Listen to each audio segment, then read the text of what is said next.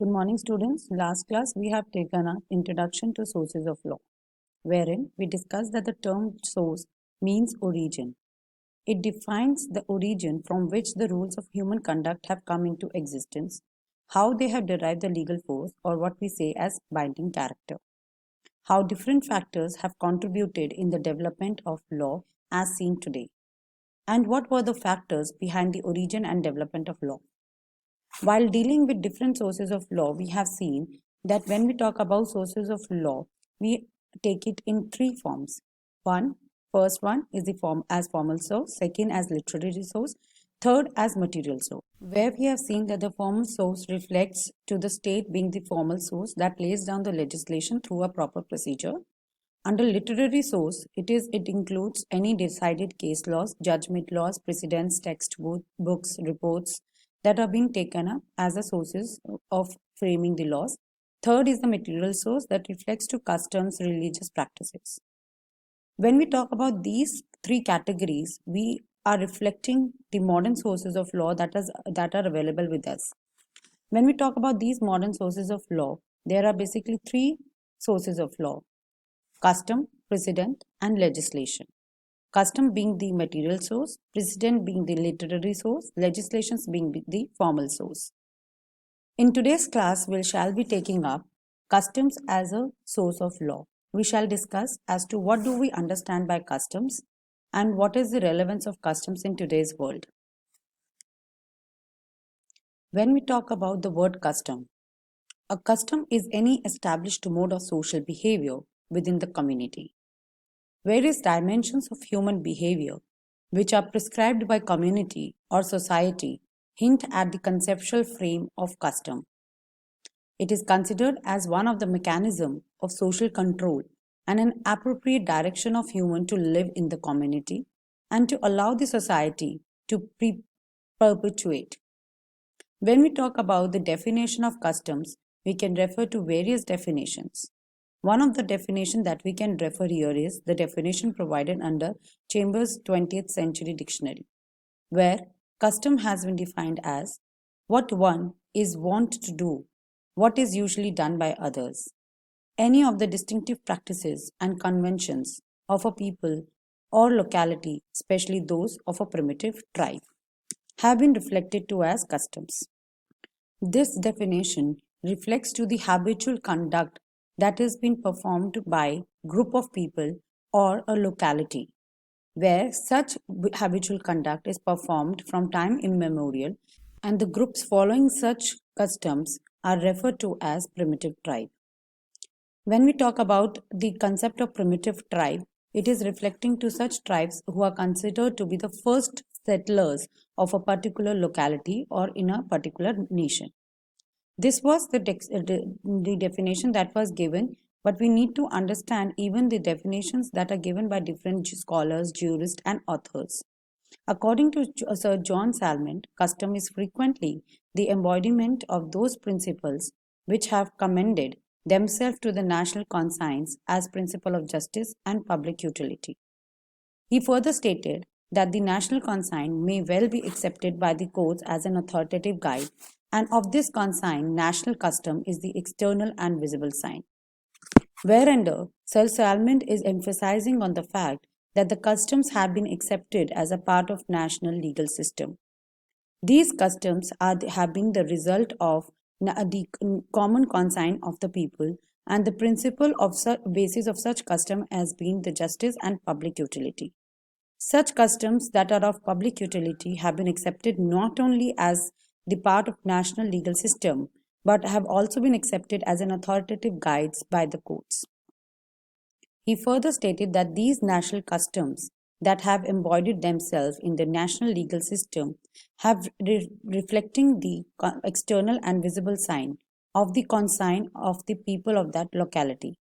To say that any common practices that were followed in a locality or by the group of people is reflected in the national legal system of that nation.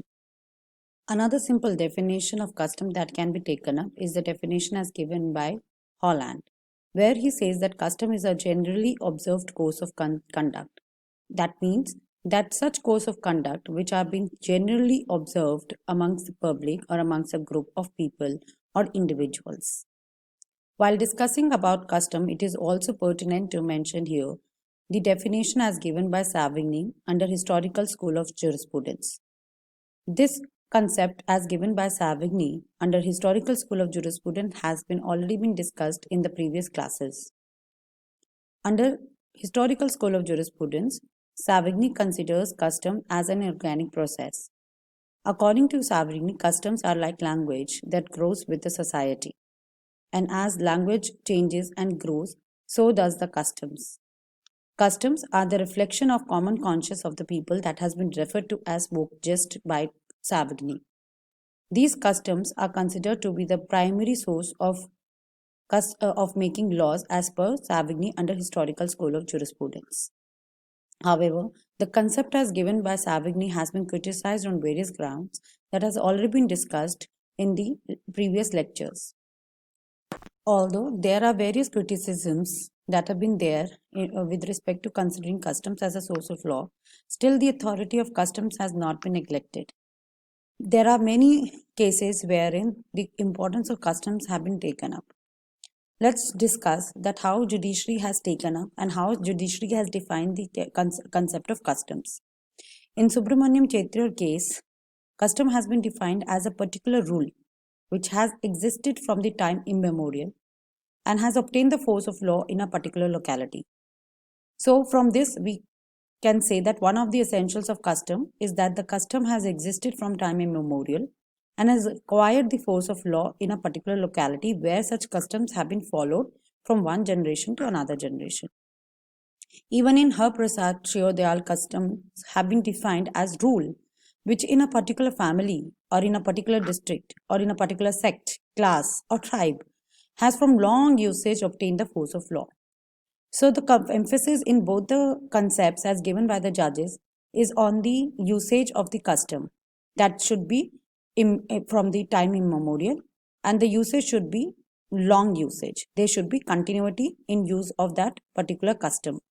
Another case that can be taken up to understand the concept of custom is Tanistry case, where customs have been described as just non-scriptum, which means an unwritten law, which is made by people in respect of the place where the custom obtains.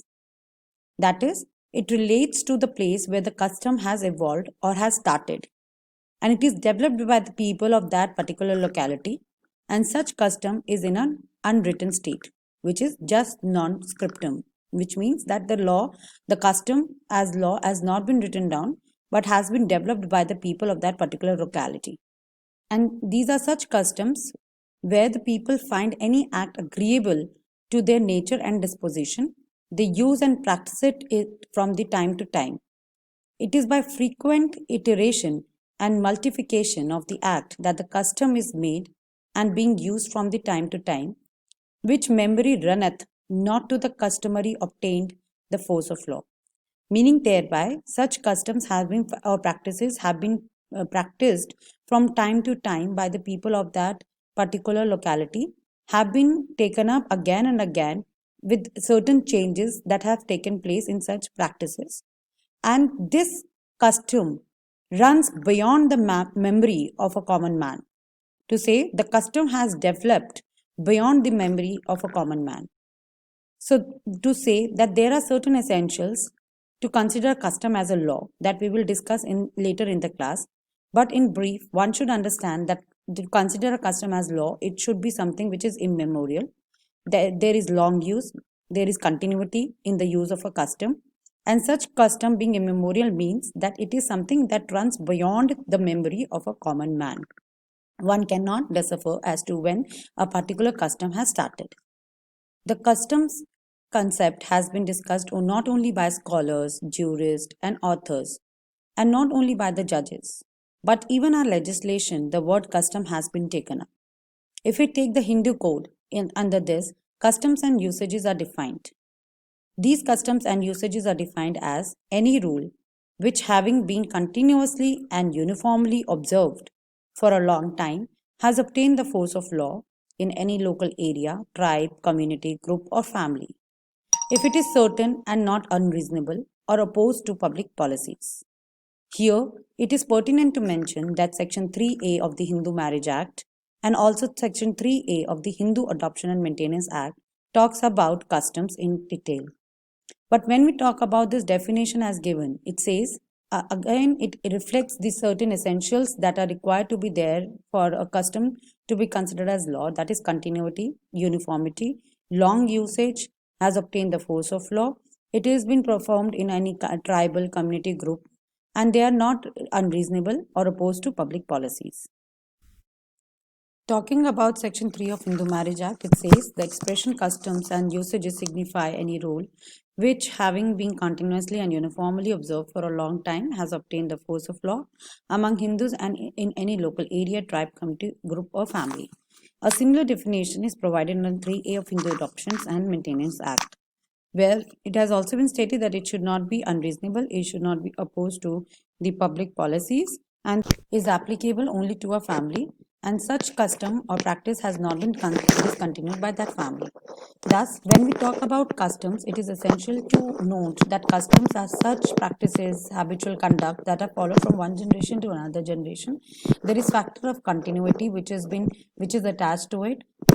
They are immemorial. They are beyond the memory of a human being, and such customs are considered to be law only if they are not unreasonable, they are not against public policies, they are not illegal, or they are not being discontinued in that particular area or locality.